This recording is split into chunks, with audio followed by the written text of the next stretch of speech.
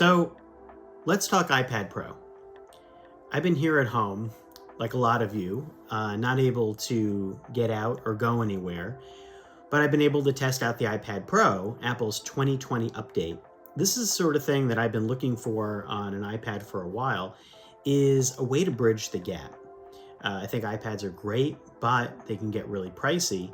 And can they live up to the total workflow that you usually do on a MacBook? Those of you who use iPads a lot, the answer you will say is sure if you find a workaround. Others will say no way, it's not the same thing at all.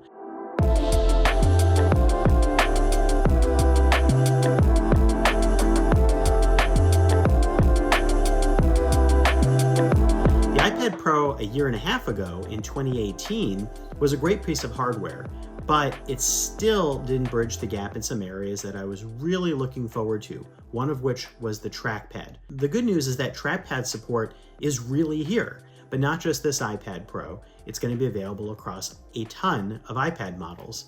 So you have to check and see whether yours is compatible, but that's really good news because it might mean that you don't need to buy anything at all.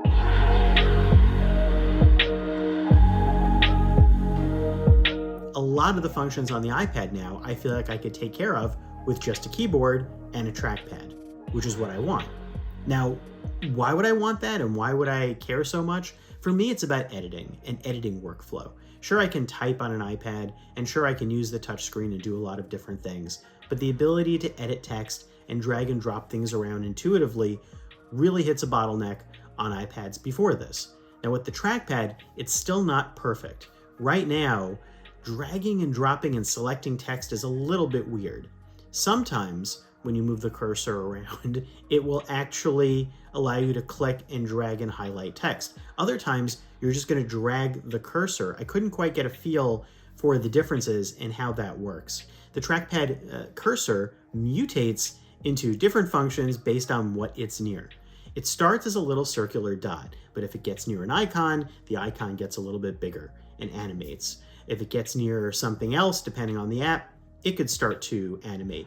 It turns into a cursor when needed, or it's that circle. So that's helpful when you get to controlling various things like Control Center on the top. You can click and you can easily know when something is highlighted in case you can't see the cursor.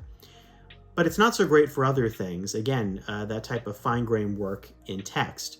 But I'm sure apps, hopefully, will take advantage of the ability to design for this trackpad and figure out different things.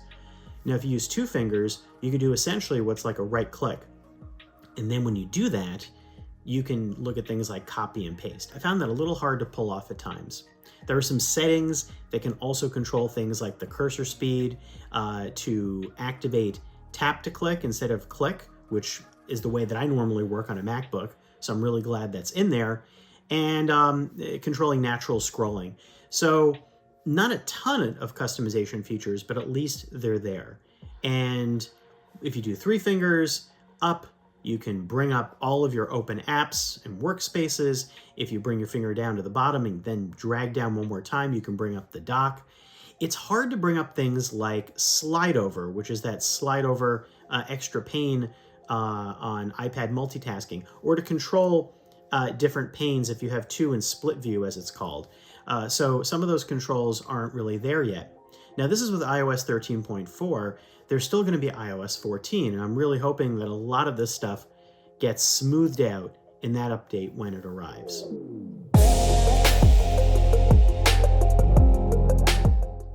Now, the iPad is still an expensive device. I feel like it's come a long way, but you have to acknowledge the fact that at $800 for the 11-inch starting price, or $1,000 for the 12.9-inch, which I'm using now, but with a terabyte of storage, which bumps the price far further, and then you add things like a keyboard case, which is going to be $300 to $350 with that new Magic Keyboard with the scissor keys and the trackpad built in, or you add the Apple Pencil, which is $129. That is a lot of money. You're climbing well into the mid $1,000 to $2,000 range, probably $1,300, $1,400, $1,500. And at that point, you're at a premium laptop. Now, does it match everything that you'd want in a premium laptop? Because it's this or something else that could be more affordable and more functional. You're either thinking of this as your one every device, or you have a lot of money. Now, if you're the latter, congratulations, and you will enjoy playing around with this. But if you're the former, there are a lot of other options to consider. One is going with a MacBook, the MacBook Air, for instance, at $999 to start. It has a lot of good core functionality there and is a good work device. You might want to consider a more affordable iPad. You know, there are ones that go down to $300 and you could pair a trackpad with those and do a lot. You could also look at things like Chromebooks, Windows laptops. There's a ton of other options out there.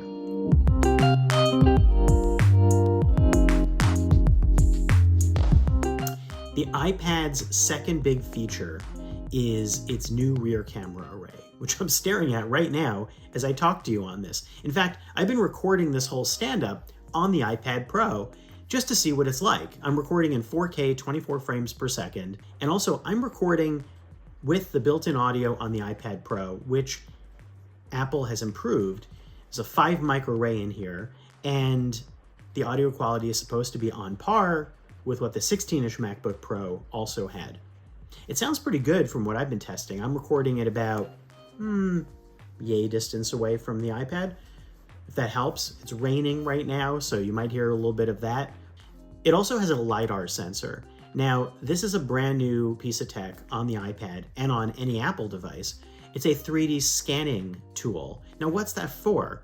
Well, that's a good question. If you're following the world of augmented reality and have been interested in where that's going, it's a really big move for Apple because Apple eventually will be having some sort of glasses or AR headset like a HoloLens or a Magic Leap.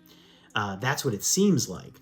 And if they have a headset like that, well, the ability to scan the world around you and build what's called a 3D mesh to get a better sense of where all the furniture and items are, that's really critical. And that's what the LiDAR sensor does. But right now, there are no AR apps that are really taking advantage of this yet. Even Apple's core apps like Measure, those all get better with the LiDAR sensor, and AR apps will place objects easier.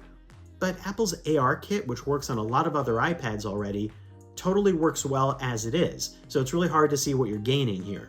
Those who are really into augmented reality or the idea of building apps to scan and capture 3D objects might find this really exciting. And there's tech I've seen in the past that's done stuff like this. This LiDAR scanner looks like it can do even better, but I haven't been able to play with its tools yet, so stay tuned for that. But again, I wouldn't pay up for something like that unless you were a pro who wanted to take advantage of that, because right now it's really hard to observe. An AR kit already supports so many different apps on other devices that you can play around with that stuff, and there are a lot of apps already figuring out how to scan rooms and do that without things like a LiDAR scanner.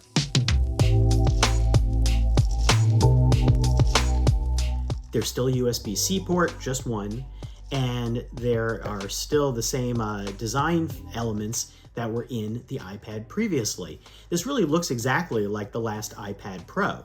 Same weight, same design, same what they call liquid retina display, which is an LCD display, and it looks great, but it's not OLED.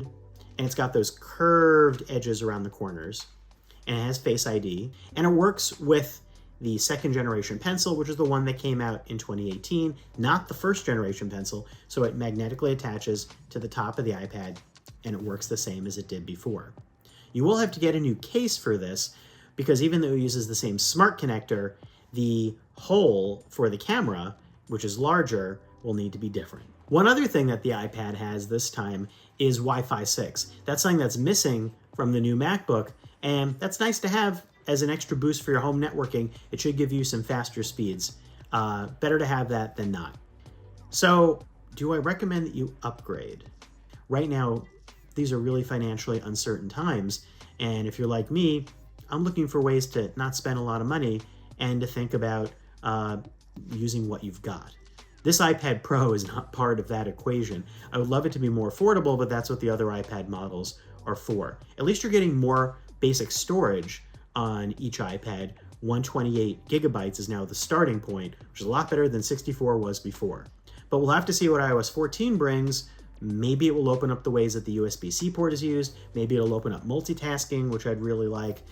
Maybe it will make iOS a lot more flexible. Because at this point, just like I felt a year and a half ago, Apple's hardware is stellar. It's more about the software, and it's more about how it opens up the ability for you to meet it and find different ways to use it the way you want to use it. The trackpad is a really good start along that path, but again, you don't need the new iPad Pro to use the trackpad. If you're looking for a great graphics tool, something that takes advantage of all the apps that Apple has in its fantastic app store, and you want to be able to do some work on it, and you're okay with the weirdnesses of iOS, then this is the device for you. But if you are not okay with that, I'm not sure that right now the iPad has checked off all the boxes to make this thing a true crossover to do everything that the Mac does. You're still flowing through iOS and its quirkiness and its closed off elements. Thanks for watching at CNET. Just remember, we'll still be here. We'll be posting from home. We'll give you more thoughts on all the things that are going on. Subscribe, stay positive. I'm trying to stay positive, and talk to you soon. Okay, thanks.